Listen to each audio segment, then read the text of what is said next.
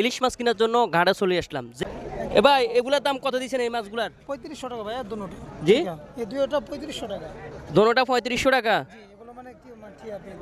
ঠিয়া হ্যাঁ ঠিক। এই কত হলে বেচবেন? এগুলো ওই 3032 হলে বিক্রি করব।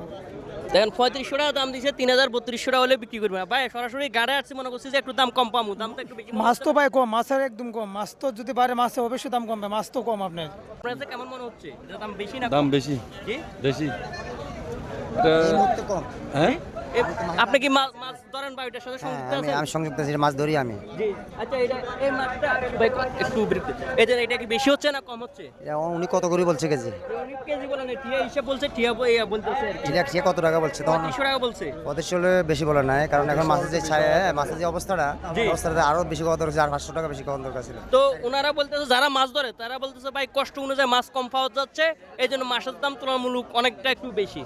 তো বিষয়টা হলো ওই জায়গায় আসলে যে মানুষে বলে, সাধারণ মানুষ বলে মাছের দাম বেশি বা সিন্ডিকেট বা এই বিষয়ে কোনো কিছু বলা আছে? না না, এই কোন সিন্ডিকেট নেই, এটা মাছ কম হিসাবে মাছের দামটা বেশি। একদম কম মাছ নদীতে ডালা বুঝে তো সেদিন ডালা বুঝছে তো ডালা বুঝছে আপনার এখানে কত রুবো হবে? এখানে জি এখানে 4 কেজি হবে 4 কেজি, এটার দাম কত দিচ্ছেন? এখানে 4000 টাকা দিছে 4 কেজি 4000 টাকা।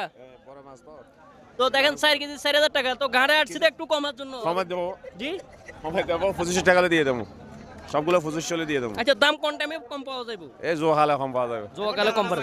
জি এখন এখন ডালা ডালা ডালা। তো বলতেছে কখন ডালা, তো এই জন্য একটু মাছের দাম একটু বেশি, এই জন্য এখানে 4 কেজির মতো উনি 4000 টাকা দাম দিছে। তো 2500 কিংবা 3000 টাকা হলে বিক্রি করবো, তো তুলনামূলক অতটা বেশি না।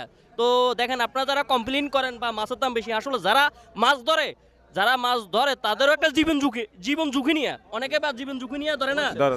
19 বিষয় হলে জীবন ঝুঁকি নিয়ে, হ্যাঁ নিয়ে। দিনে লাইতে 24 ঘন্টা আপনার লাইতে জোয়ার উঠলে যাওয়ার পরে আপনার বড় জাহাজ যাওয়ার পরে ওই জাহাজে যদি ঢেউটা যদি পড়ে, হ্যাঁ ঝুঁকি নিয়ে জীবনে কোনো নিরাপত্তা নাই তাদের কাছে। আচ্ছা, আপনি এই বছরে আপনি তো ইলিশ মাছ ধরেন বা ধরার কাজে নিয়োজিত আছেন, কিন্তু এই বছর ইলিশ মাছ আপনি খাইছেন? এবছর ইলিশ মাছ এখনো খাই নাই, খামো আল্লাহ যদি খাবার। দেখেন, অত্যন্ত দুঃখের বিষয় হলো এটাই সত্যি, এবার উনি মাছ ধরে কিংবা উনি ইলিশ মাছ এই বছরে খাইতে পারেন না। খাইতে পারি নাই, যদি আল্লাহ খাবার তারপর খামো।